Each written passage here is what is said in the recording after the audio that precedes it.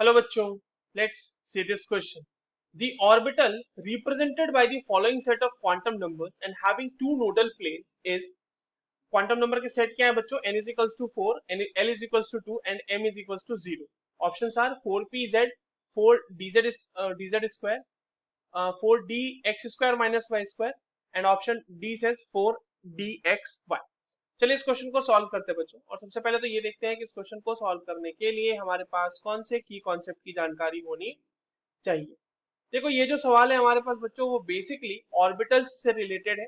Orbitals के case में हमें क्वांटम नंबर के बारे में पता होना चाहिए और हमें नोडल प्लेन्स के बारे में पता होना चाहिए।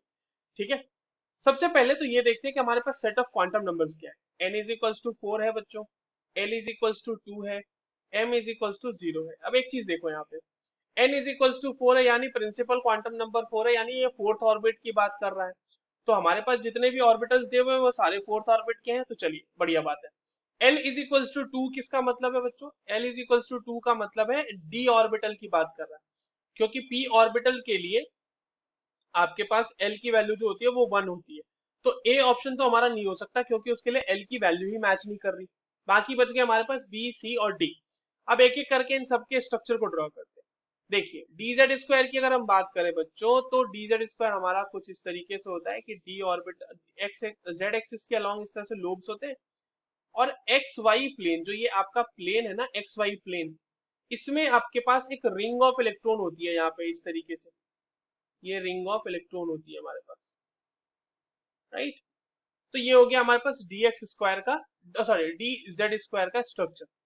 तो इसके पास नोडल प्लेन है क्या? नो नोडल प्लेन, इसके पास कोई भी नोडल प्लेन नहीं है क्योंकि इसमें कोई भी ऐसा आपको प्लेन नहीं मिलेगा जहां पे आपको इलेक्ट्रॉन को फाइंड करने की प्रोबेबिलिटी जीरो हो जाए।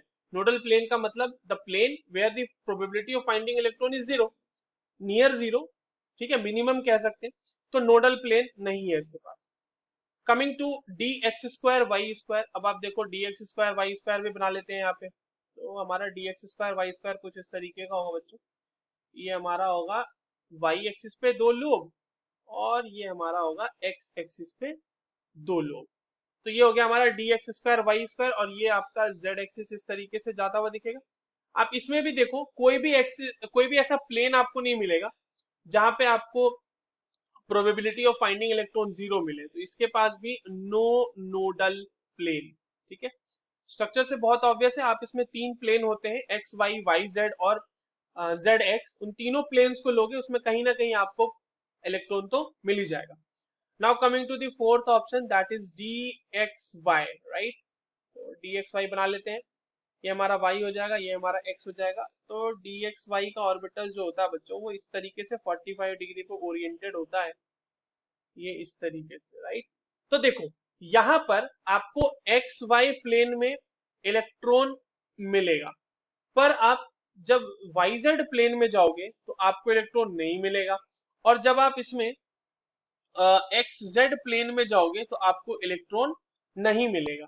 तो आपके पास दो नोडल प्लेन हो रहे हैं यहाँ पे, टू नोडल प्लेन्स तो मिल रहे हैं। तो यही तो हमारा आंसर होगा फिर। So the correct answer for this question will be option D. I hope you understood this well. All the very best.